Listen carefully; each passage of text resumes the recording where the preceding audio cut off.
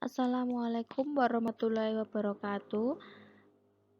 Hari ini kita akan belajar tentang pemeriksaan penunjang ortodonsi 2, yaitu melanjutkan tentang analisis studi model.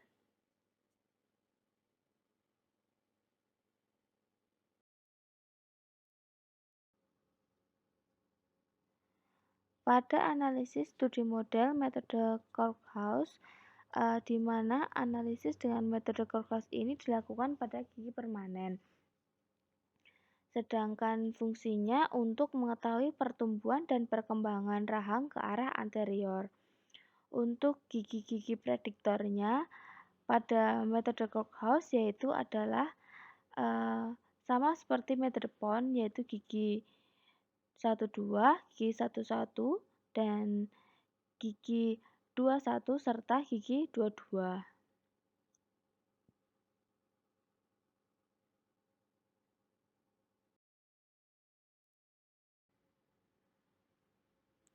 Alat yang digunakan untuk perhitungan metode Courthouse yaitu studi model rahang atas dan rahang bawah, kemudian sliding caliper, penggaris segitiga, dan orthocross seperti gambar berikut.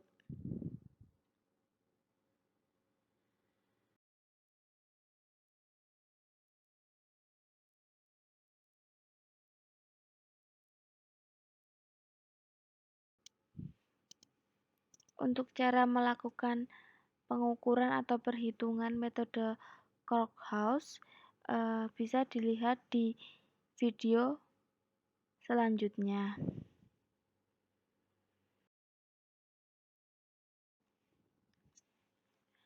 Berikut ini adalah tabel untuk metode Courthouse.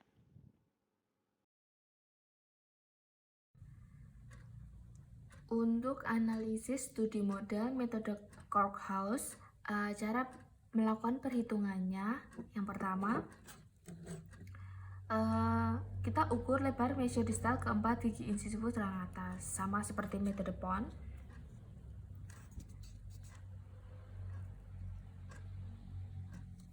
Kemudian kita jumlahkan.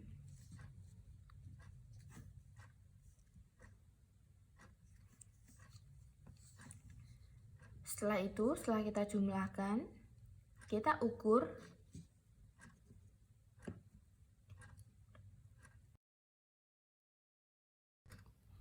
Nah, selanjutnya kita akan mengukur tinggi lengkung gigi pasien atau tinggi lengkung gigi pada studi model, bisa memakai orthocross atau bisa memakai cara manual dengan cara titik terdistal cekung mesial antara P1 kanan dan P1 kiri kita garis.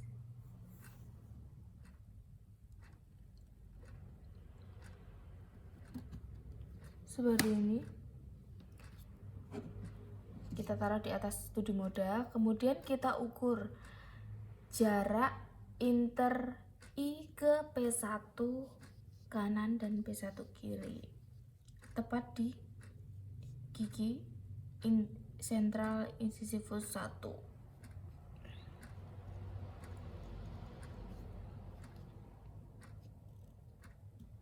Nah, seperti ini. Kemudian kita catat jaraknya.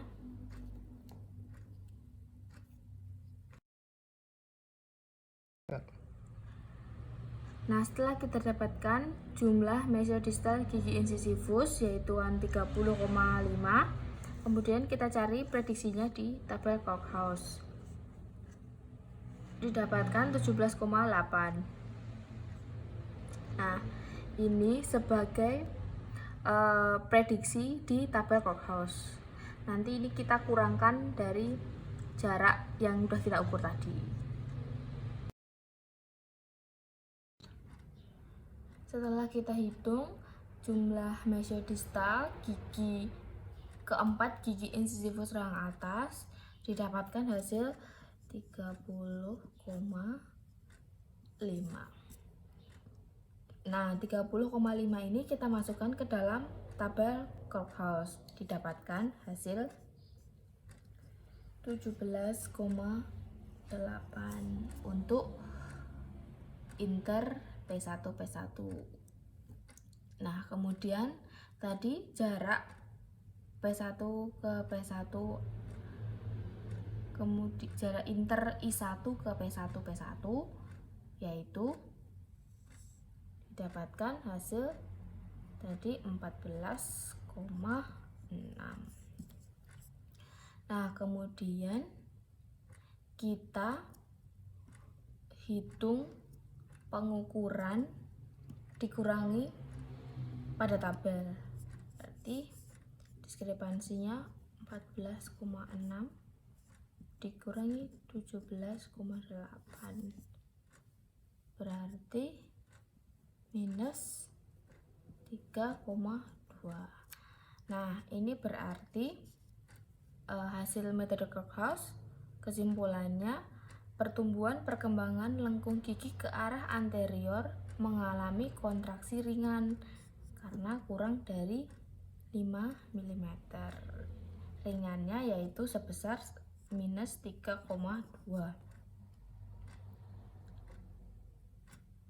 Berarti ini artinya pertumbuhan dan perkembangan ke anterior kurang.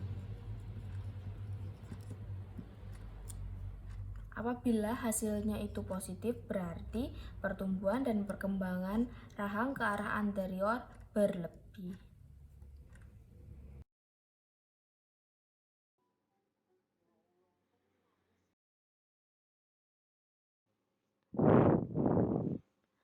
Untuk analisis studi model metode Howes digunakan untuk mengetahui lengkung pada periode gigi permanen, yaitu dengan cara mengetahui lebar lengkung gigi dan lengkung basal. Dengan cara menggunakan jumlah lebar mesodistal gigi-gigi dari M1 kanan sampai M1 kiri sebagai gigi prediktor.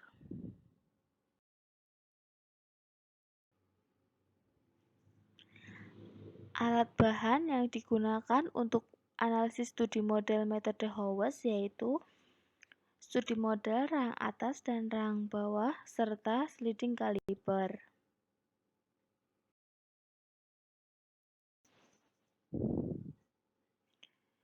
Untuk cara melakukan perhitungan analisis studi model pada metode Howes bisa kita lihat pada video selanjutnya. Analisis studi model untuk metode Howes, cara melakukan perhitungannya. Yang pertama, kita akan ukur lebar mesodistal gigi-gigi dari M1 ke M1 rahang atas. Seperti ini. Kemudian kita jumlahkan. Kita catat dan kita jumlahkan.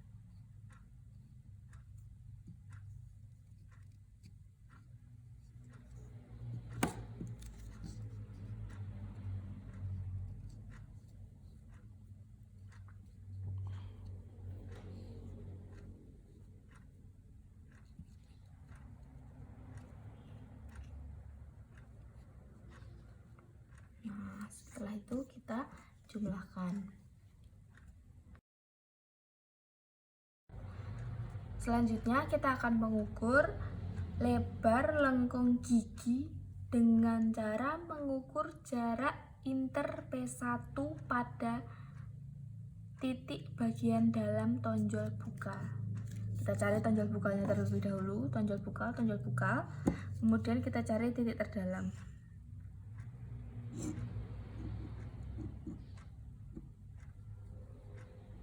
Seperti ini, kemudian kita catat. Setelah itu kita akan mengukur lebar lengkung basal dengan cara mengukur jarak interfosa canina. Jarak interfosa canina bisa kita dapat yaitu dengan cara satu titik pada basis alveolaris setinggi apeks gigi P1 kanan dan kiri. Jadi kita harus cari P1 P1, kemudian kita cari paling mentok, yaitu di ujung apex P1. Nah, seperti ini. Bisa juga yaitu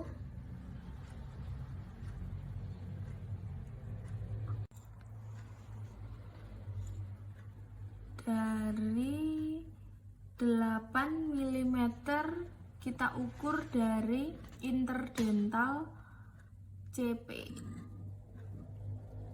Nah, 8 mm ke arah apex seperti ini.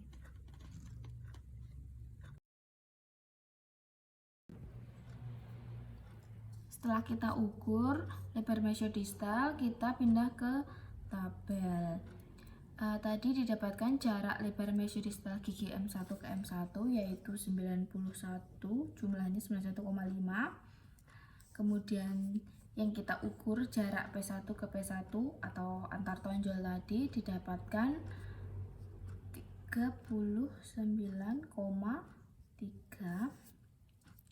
Kemudian jarak interfosa canina yang setinggi apex P1 atau bisa juga diukur dari 8 mm dari interdental CP didapatkan indeks fosa caninanya yaitu jaraknya 40,3. Kemudian kita tinggal memasukkan ke dalam rumus. Untuk indeks P yaitu jarak yang kita P1 ke P1 yang kita ukur tadi 39,3, kemudian dibandingkan dengan lebar mesiodistal M1 ke M1 91,5 dikali 100 didapatkan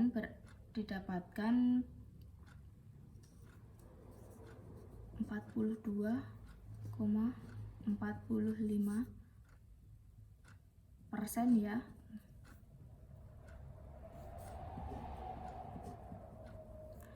Nah, kemudian jarak interfosa canina kita hitung atau indeks IFC kita masukkan ke dalam rumus 40,3 dikali 91,5 dikali 100% didapatkan 44,04%. Nah, kemudian kita masukkan ke kesimpulan. Untuk indeks P kan didapatkan 42,45. Ini berarti lengkung gigi tidak dapat menampung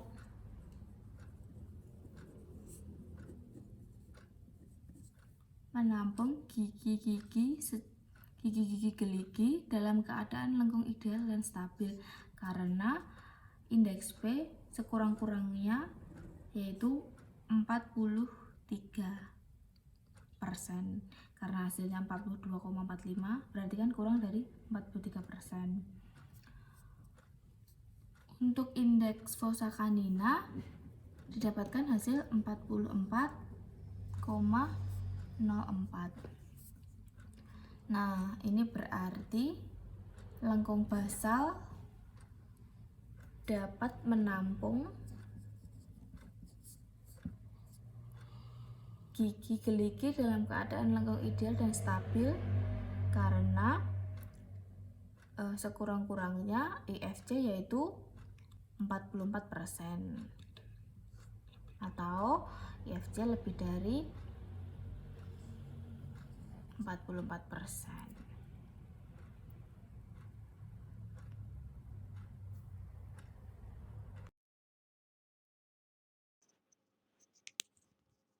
Berikut ini adalah tabel kesimpulan untuk metode Howes serta keterangan kesimpulannya.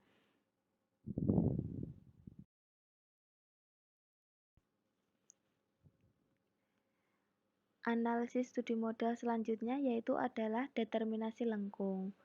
Determinasi lengkung gigi dilakukan untuk mengetahui diskrepansi ukuran mesiodistal gigi untuk kebutuhan ruang setelah lengkung ideal dirancang seideal mungkin dari lengkung mula-mula yang ada pada pasien.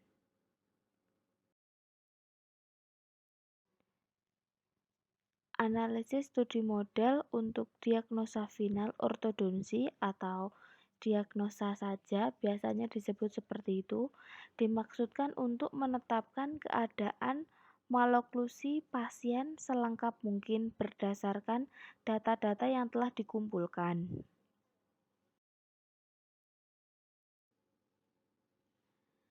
Cara menentukan diagnosa ortodonsi yang pertama, menuliskan klasifikasi maloklusi angle berdasarkan hubungan molar 1.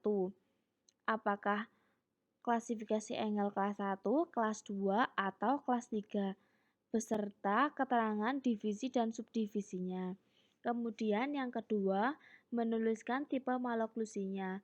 Apakah tipe DW, tipe 1 DW atau tipe 2 DW atau tipe 3 DW dan sebagainya.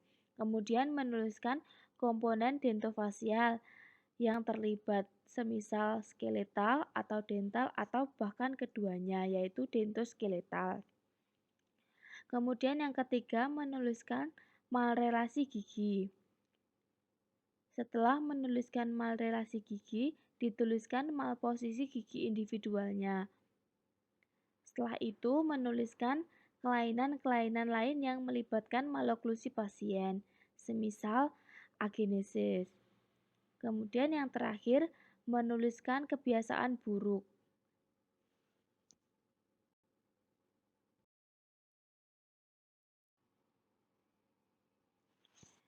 Berikut ini adalah contoh penulisan diagnosa final ortodonsi, yaitu maloklusi angle kelas 2 subdivisi dengan tipe skeletal dengan disertai malrelasi open bite anterior, kemudian malposisi gigi-gigi individualnya sebagai berikut, dan kebiasaan buruk yang masih dilakukan.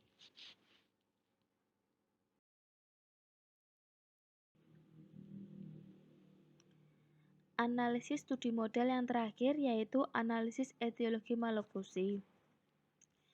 Analisis etiologi maloklusi ini adalah suatu analisis untuk menentukan sumber penyebab terjadinya maloklusi gigi yang terjadi pada pasien.